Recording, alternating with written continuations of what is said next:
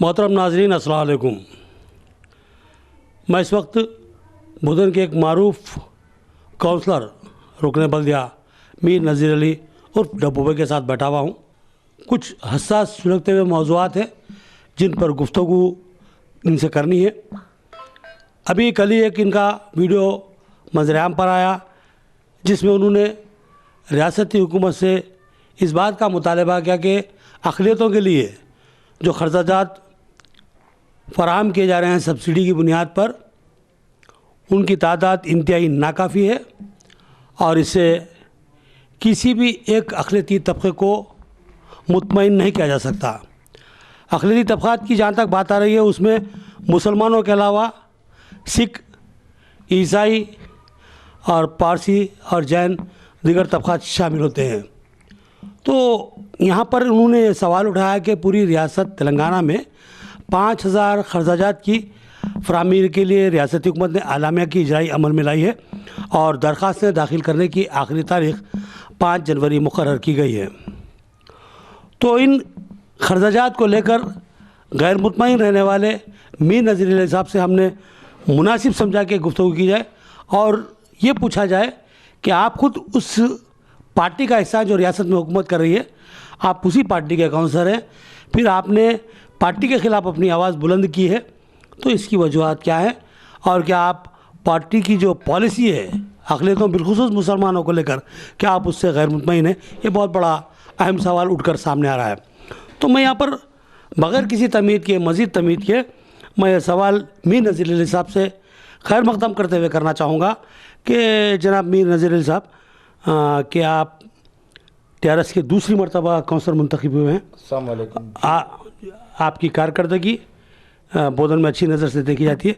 तो मैं सवाल करूँगा, क्या आप अपनी पार्टी की जो पॉलिसी है, जो प्रोग्राम से जो मनसूबाबंदी और स्कीमात है, क्या उसमें गैर मुतमईन है? जी, अस्सलाम वालेकुम। अल्हम्दुलिल्लाह, मैं सबसे पहले एक मुसलमान हूँ। जो मुसलमान के साथ नाइंसाफ़ी हो रही उसके लिए मैं आवाज़ उठाया। पार्टी टीआरएस पार्टी पहले तो 12% देती, बल्कि मुसलमान को आज तक 12% से महरूम रखी।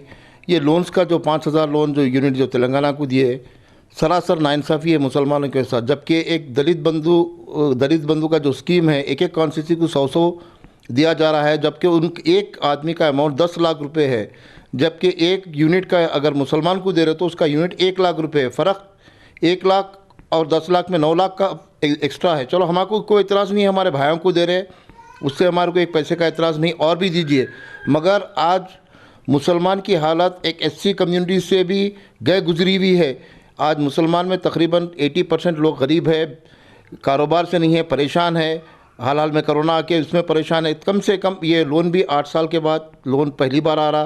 तो हमारे सीएम केसीआर साहब मुसलमान के लिए जो नाइंसाफ़ी हो रही है, जो एक कॉन्स्टिट्यूंसी को 5,00,000 जब दे रहे हैं, 119 कॉन्स्टिट्यूंसी में डिवाइड करेंगे तो एक कॉन्स्टिट्यूंसी को 42 यूनिट आएंगे। 42 सिर्फ 42 ही है। 42 खासकर हमारे बोधन की बात ली जाएंगी तो बोधन में है 4 मंडल और एक मंडल नया बने जा रहा है सालोरा। 5 मंडल और टाउन को छोड़ एक मंडल में 3 भी अगर दिए हैं, वो 15 चल जाएंगे। बच्चे कितने? 32। वार्ड है 38। एक वार्ड में एक आदमी को भी नहीं दिलाएंगे तो काउंसलर क्या करेंगे? जबकि एक काउंसलर के पास कम से कम इनमें 100 से 150 घर ऐसे हैं जो बिल्कुल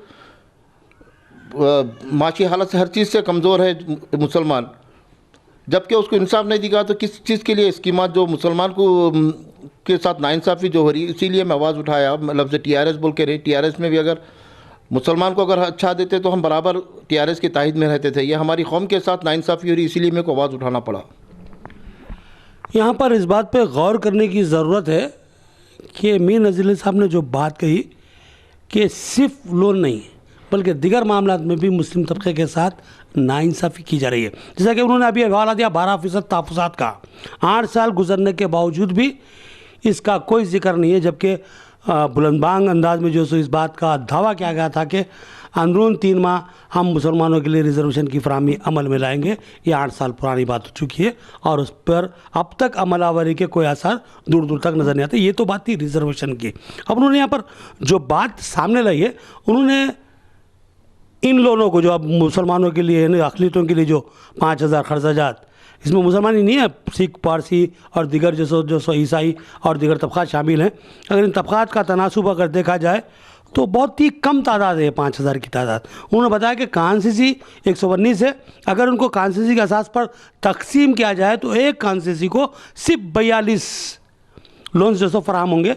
और यहाँ पर हालत ये है कि हर वार्ड में 22 से 25, 30 बढ़ के मैं समझता हूँ और ज़्यादा तादाद में जो सो गरीब ख़ानदान बसते हैं। तो ये काउंसलर, अब जैसा कि उन्होंने बताया कि 22 से 30 काउंसलर इनके वार्ड को बमुश्किल एक आएगा। तो ये काउंसलर किस तरह जो सो अपनी आवाम के साथ इंसाफ कर सकेगा, है बहुत बड़ा सवाल इनकी जानिब से उठाया गया है। ये इस बात के जो सो लिए तशवीश का शिकार है कि मैं अपने वार्ड की आवाम को किस तरह मुतमईन करूँगा। ऐसी ही सूरत हाल से दीगर जो सो मुकामात के जो सो काउंसलर्स और जो सो लीडर्स हैं परेशानी का शिकार हैं। तो उन्होंने भी हवाला दिया कि जो सो दलित बंधु जो स्कीम है बहुत ही बेहतरीन स्कीम है, होना भी चाहिए, दलित तबक़ात की भलाई के लिए बहुत ही ज़रूरी है। लेकिन मुख्तलिफ जो सो कमीशनों की बुनियाद पर, रंगनाथ मिश्रा एसेसर कमेटी और दीगर जो सो कमीशनों की बुनियाद पर अगर देखा जाए तो मुसलमान उन तबक़ात से भी ज़्यादा पसमानदा है। तो लिहाजा अगर उनको 10 लाख रुपए ख़र्चाजात की फराहमी, तो कम से कम मुसलमानों को 5 लाख रुपए तो ख़र्च के तौर पर दिया जाना चाहिए था। उनको जब जो सो 100 से 200 ख़र्चाजात दिए जाते थे, कम से कम यहाँ 50 से 75 तो ख़र्चाजात दिए जा सकते थे, लेकिन ऐसा कुछ भी नहीं किया जा रहा है। तो ये सवाल जो उनकी तरफ से उठाए जा रहे हैं बहुत ही माना रखते हैं। तो यहाँ पर मसला ये है हमारे नज़ीर भाई कि ये सवाल सिर्फ आपके पास से क्यों उठ रहा है, दूसरे लीडर्स क्यों खामोश है इस पर? क्या उन लोगों को ये बात समझ में नहीं आई या आवाम के हक़ में आवाज़ उठाना नहीं चाहते? देखिए, जब मैं अपनी आवाम के साथ नाइंसाफ़ी हो रही तो मैं बर्दाश्त नहीं करता हूँ। अगर उनमें बर्दाश्त करने का मादा है तो मैं उसके बारे में कुछ नहीं बोल सकता हूँ। जब सरासर आँखों के सामने ये दिख रहा है कि भाई अपनी कौम के साथ और अपनी आवाम के साथ नाइंसाफ़ी हो रही, चाहे वो अपनी कौम नहीं, वार्ड के मेरे चाहे दूसरी कम्युनिटी के भी लोग के साथ नाइंसाफ़ी हुई तो मैं बराबर आवाज़ उठाता हूँ। मैं अपने वार्ड को अपनी फैमिली के साथ देखता हूँ और मेरी फैमिली के साथ कभी नाइंसाफ़ी है तो मैं बराबर आवाज़ उठाता हूँ। आगे वालों की उनकी मर्ज़ी, मैं कुछ नहीं बोल सकता उसके बारे में। अभी कुछ दिन पहले आपने एक और आवाज़ उठाई थी, ये जो निज़ाम शुगर फैक्ट्री है, बल्कि वो बोधन की नहीं बल्कि पूरे हमारे मुल्क की, बल्कि जो एशिया की तो सबसे बड़ी जो शुगर फैक्ट्री थी और इसकी एक अपनी तारीख़ है और बहुत ही जो सो ऐसी तारीख़ है जिस पर फ़ख्र किया जा सकता, लेकिन उसको गुज़श्ता 6-7 साल से बंद कर दिया गया था।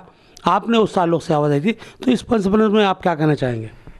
जी, निज़ाम शुगर फैक्ट्री एक सबसे बड़ी फैक्ट्री एशिया की थी और हमारे KCR साहब, कविता मैडम और हमारे शकील साहब, MLA शकील आमिर साहब, ये इलेक्शन से पहले 8 साल पहले ये वादा किए थे कि अगर इलेक्शन फर्स्ट टाइम जब TRS आ जाएंगी तो 100 दिन के अंदर फैक्ट्री चालू हो जाएंगी।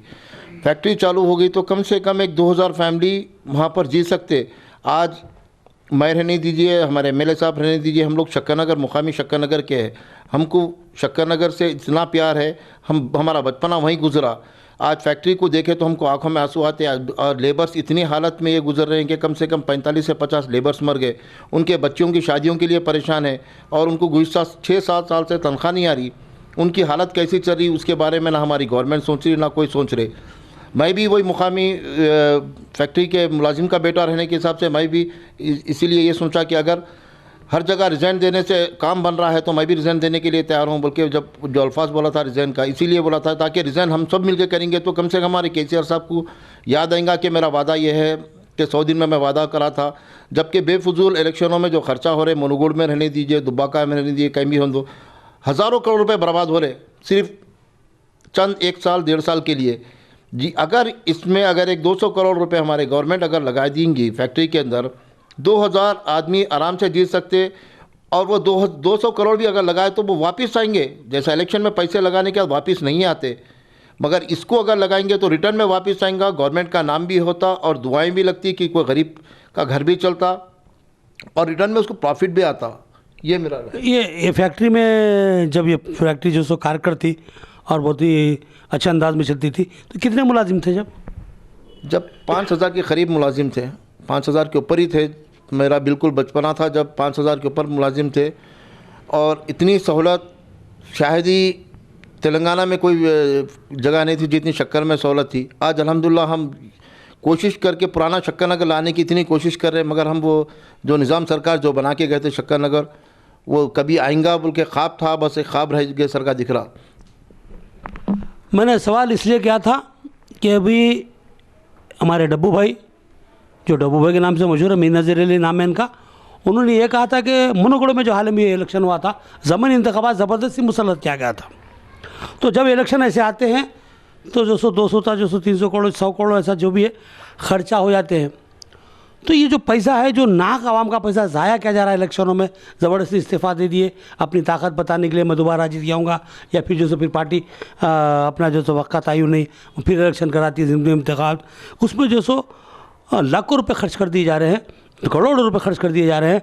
और उतने ही पैसे अगर इस फैक्ट्री में अगर लगा दिए जाते तो कम से कम, जैसा कि उन्होंने बताया, 5,000 ख़ानदान, 5,000 नहीं 2,500 ख़ानदान रोज़गार हासिल कर सकते हैं। और जो सो आज जो जैसा कि उन्होंने बताया कि फैक्ट्री के मुलाजमीन इंतहाई कसमपुर्जी की ज़िंदगी गुजार रहे हैं। मैं हाल ही में जो सो जब शकरनगर का दौरा किया था, जब मुझे मालूम हुआ कि कुछ ख़ानदान जो फैक्ट्री के साबिक़ मुलाजमीन थे, इंतहाई कसमपुर्जी की ज़िंदगी में छोटे छोटे कारोबार कर रहे हैं, उनकी बच्चियाँ बिन ब्याह बैठी हुई थी। और जो सो हाल ही में जो सो कुछ मामला हुए, उनके शादियाँ हुई, लेकिन अभी भी कई जो सो बच्चे बैठे हुए, जो बच्चे अच्छे तालीम याफ्ता होने जा रहे थे, ये जो सो वालिद की नौकरी जाने के बाद से अपनी तालीम को मुनक़ता करते हुए छोटे छोटे कारोबार करने पर मजबूर हो गए। तो ऐसा कई जो सो ख़ानदान बर्बादी की सिमत रवां हुए और आज भी जो सो बर्बादी का शिकार है। उन्होंने कहा था, मीर नज़ीर अली साहब ने, कि अगर इस फैक्ट्री को चालू करने के लिए दबाव बनाना है तो बोधन के तमाम ही सियासी लीडरों को, जो मुंतखब लीडर्स हैं, उनको इस्तीफ़ा देते हुए हुकूमत पर दबाव बनाना चाहिए था। उनका ये मुतालबा अपनी जानिब से था और ये उनका अपना ज़ाती राय थी, इससे मुत्तफ़िक़ होना किसी दूसरे के लिए लाजमी नहीं है। लेकिन इनका मुतालबा मैं समझता हूँ कि बेहतर था, आवाम के मफाद में था और आवाम के हक़ में था। और जो सो एक मैं तो यहाँ तक कहूँगा कि मज़लूमों के हक़ में इनकी आवाज़ थी है। तो बहरहाल ये एक अलग मसला है, हम उस पर बात नहीं करेंगे। बात करेंगे फैक्ट्री पे। अगर ये फैक्ट्री चालू रहती है तो कितने ख़ानदानों को रोज़गार मिल सकता है, ये बहुत बड़ी बात है। तो मीर नज़ीर अली साहब के ताल्लुक़ से ये बात जो सो बार बार सामने आ रही है और बार बार हमने देखा है कि वो जब अवामी मफाद की बात आती है, बिलखुसूस मुस्लिम मफाद की बात आती है, बेतुकान जो सो अपने अल्फाज का इस्तेमाल करते हैं। पार्टी ताल्लुकात पर भी जो सो उन्होंने कभी नज़र नहीं डाली, बल्कि जो सो अवाम के मफाद में, मुसलमानों के मफाद में उन्होंने बात की। तो यहाँ पर ये सवाल उठता है कि जो सो क्या जिस पार्टी का कोई शख्स है, लीडर है, पार्टी से मुंतखब हुआ है, तो पार्टी का लायल होना उसके लिए लाजमी नहीं है? क्या मीर नज़ीर अली साहब ने जो इक़दाम उठाया है, क्या वो सही था या गलत? ये भी बहुत बड़ा सवाल है। तो यहाँ पर बात जब मेरे नज़रिए की बात आएगी, मुझसे सवाल किया जाएगा, तो मैं कहूँगा कि मीर नज़ीर अली साहब ने जो मौक़िफ़ इख्तियार किया है वो पार्टी के मफाद में है। आज ये देखा जा रहा है कि जो सो साहब कुछ भी कर लिए, साहब आप बहुत अच्छा करें, आज ये रवैया बना हुआ है। ऐसे चापलूस लीडरों के वजह से कई लीडरों को बर्बाद होते हमने देखा है। अगर कोई ऐसे लीडर है जो आवामी मफाद में काम करा के पार्टी की मकबूलियत में इजाफा करना चाहते हैं, तो ऐसे लीडरों को जो सो सरागों में बिठाया जाना चाहिए, उनको करीब ले जाना चाहिए। क्योंकि पार्टी की खामियों को बताना और पार्टी की खामियों को दूर करना और आवाम के मसाइल की यकसुई करना लीडर की जिम्मेदारी है। लेकिन देखा यह जा रहा है कि सुबह तक सो रहे घर में, खादी के कपड़े पहने, जाके साहब के पीछे डर गए। आजकल वो लीडर चल रहे हैं, आवाम से कोई रब्त नहीं।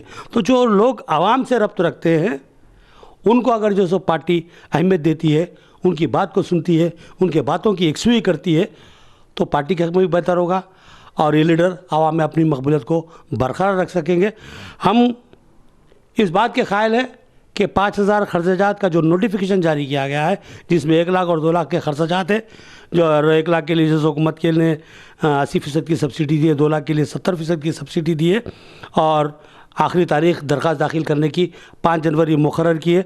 यहाँ पर और एक सवाल उठ रहा है, ये है कि जो सो अब ऑनलाइन का सिलसिला जारी है जी। रोज़ाना जो सो बड़ी तादाद में लोगों को मैंने देखा लाइन में लगे हुए ऑनलाइन करवा रहे हैं। तो जब ये हज़ारों की तादाद में ऑनलाइन होंगे और खर्चात आ जाएंगे, एक एक कॉन्स्टिट्यूंसी की बात करूँ मैं आपको जी, कम से कम जो सो 500, 600, 1000, 2000 ऐसे जो सो दरखास्तें जो सो ऑनलाइन हो रही हैं, खर्चात आएंगे 42 जी। तो कैसा होगा?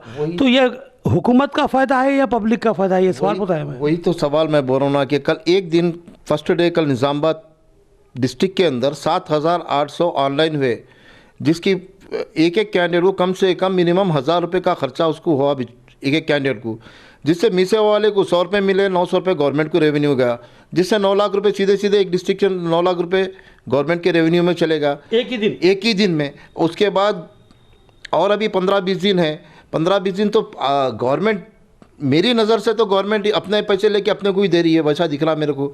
जब आप दे रहे 42 आदमी को, बहुत अहम बात, आप वो कहते हैं कि जिसका लिए उसको दिए, यहाँ तो जो सो ज़्यादा लेके कम देने की बात आ रही। चलिए बात आप जबकि दे रहे 42 आप ऑनलाइन करा रहे, कम से कम 10,000 15,000 बच्चे ऑनलाइन कर रहे, उनके पैसे लेके उनको ही दे रहे। आप किधर से उल्लू बना रहे समझ में नहीं आ रहा।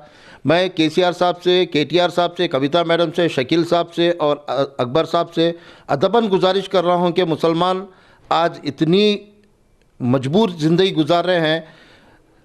कई ऐसे घर हैं जो बच्चे रोडों पे कारोबार कर रहे हैं, उनके लिए बहुत ज़रूरी है ये लोन भी। 8 साल से लोन नहीं आए, जबकि एससी और बीसी के बराबर लोन्स आते रहे। सॉरी, बीसी के लोन्स और माइनॉरिटी के लोन्स कभी भी नहीं 8 साल से नहीं आए, एससी और एसटी के लोन्स बराबर आते रहे।